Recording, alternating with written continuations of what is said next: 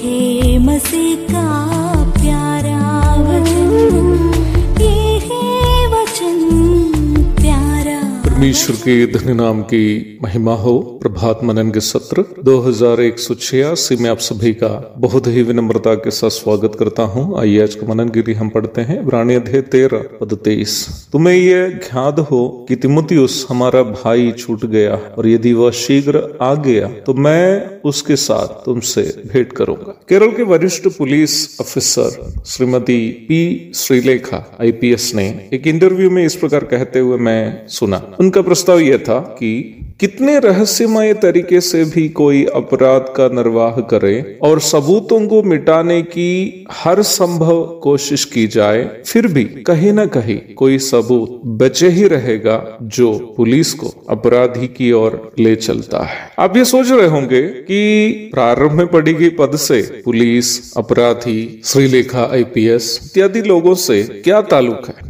बताता हूं। पौलुस के द्वारा लिखी गई पत्रियों को यदि आप देखें तो उसके परिसमाप्ति की ओर विशेषकर अवश्य वह अपने साथियों का परामर्श करते हुए आप देख सकते हैं। तीमुथियुस के बारे में आप जानते होंगे कि तीमुथियुस पौलुस के न केवल सहकर्मी था, बल्कि पौलुस के लिए वह एक पुत्र के समान भी था। इब्रानियों की पत्री की परिसमाप्ति पर तीमुथियुस का जिक्र वो छिपा रखा गया एक और प्रमाण है कि इब्रानी के लेखक पौलुस ही होना चाहिए। उतना ही नहीं, आयत से हमें यह भी जानकारी मिलती है कि तीमुथियुस लेखक का केवल एक परिचित भाई नहीं था, बल्कि सहकर्मी भी था। लेखक इब्रानी विश्वासियों से कह रहा है कि वे ये जाने कि तीमुथियुस जेल से बाहर निकल गया है। तीमुथियुस के जेल जाने के संबंध में हमें अन्य बहुत सारी जानकारी बाइबल से मिलती नहीं, परंतु लेखक के शब्दों से हमें एक बात समझ में अवश्य आती है कि तीमुथियुस के जेल जाने के संबंध में लेखक बिल्कुल लेजिट नहीं। इसलिए वो चाह रहा है कि यथाशीघ्र तीमुथियुस के साथ इब्रानी विश्वासियों को जो सताव के कारण उदास एवं हताश है मिलेंगे, ताकि उन विश्वासियों को भी तसल्ली प्रदान कर सके। लेखक तीमुथियुस के जेल जाने से इसलिए लेजिट नहीं था क्योंकि वह कोई अपराध या कुकर्म करने के कारण जेल नहीं गया था, परंतु यीशु मसीह और सुसमाचार प्रचार के कारण गया था। परिशुद्ध प्रेरित पत्रस के शब्दों पर ध्यान दीजिएगा। तुम्हें से कोई व्यक्ति हत्यारा या चोर या कुकर्मी होने या पराये काम में हाथ डालने के कारण दुख ना पाए, पर यदि मसीही होने के कारण दुख पाए तो लज्जित ना हो। बहुत सारे लोगों की एक धारणा है कि जेल जाना एक शर्मिंदाजनक बात है। यदि आप ऐसे सोचते हैं तो मैं आपसे कहूंगा कि आपकी सोच गलत है।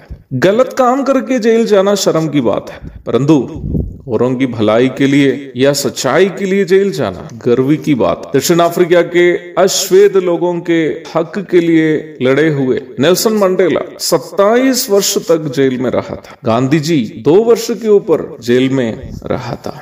जवाहरलाल नेहरू आदि कई स्वतंत्रता सेनानी कई वर्ष तक जेल में रहे थे। आज वर्तमान संसार में महान के रूप में सम्मान किए जाने वाले कई हस्तियां अपने सामाजिक सेवा के कारण असामाजिक तत्वों के द्वारा जेल की सजा काटे हुए हैं। मसीही इतिहास देखे तो पतरस, पौलुस आदि प्रेरितों से लेकर अनगिनत संख्या के मसीहियों के विषय में हमें ये जानकारी मिलती है कि यीशु मसीह पर उनका विश्वास और सुसमाचार प्रचार की सेवा के कारण उनमें से बहुत सारे लोग जेल गए हुए हैं और जेल में रहते समय अपने प्रभु के पास गए हुए भी हैं। वॉचमैन नी, जो 20वीं शताब्दी के सबसे प्रसिद्ध मसीही प्रचारकों में से एक था, चीन में अपनी सेवकाई के दरमियान 20 वर्ष तक बंदी गृह में रहा था। मुझे सुनने वाले प्रिय मसीही भाई बहनों, ये हमारे लिए सबसे गर्व की बात होगी यदि मसीह विश्वास और सेवा के कारण हमें जेल जाने का मौका मिले। कुछ वर्ष के पूर्व एक अमेरिकी मिशनरी चीन की एक कलीसिया में संदेश दे रहा। वो प्रभु के लिए कष्ट सहने का महत्व के बारे में चीन के विश्वासियों को समझा रहा था। संदेश के बीच उन्होंने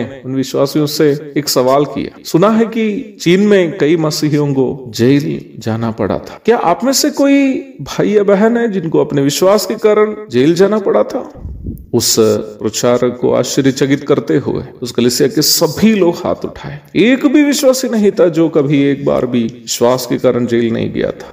उस मिशनरी ने हाथ जोड़कर उन विश्वासियों से इस प्रकार कहा, अब आप मुझे सिखाइए, मैं आपसे सीखना चाहता हूं कि मसीह के लिए कष्ट सहना कितना आनंद की बात है। आइए प्यारो, हमारे देश में उस सुनहरा अवसर लगभग आ गया है। जिसको भी यीशु मसीह के कारण जेल जाने का मौका मिले, गर्व से, खुशी से हम जेल जाएंगे, ताकि भारत के जेलों में मसीह का प्रेम गूंज उठे। हम उस जेल के अंदर में बैठकर पौलुस और शीलास के समान इस प्रकार गाएंगे, आने दो दुश्मन को, शैतान से डरते नहीं हम, मरना है सबको एक दिन, शहीद होकर क्यों न मरे हम। एक और शुभ दिन की धन्य कामनाओं के साथ आज का मनन मैं यहाँ समाप्त करता हूँ। प्रभु आप सबको आशीष दे। आमीन।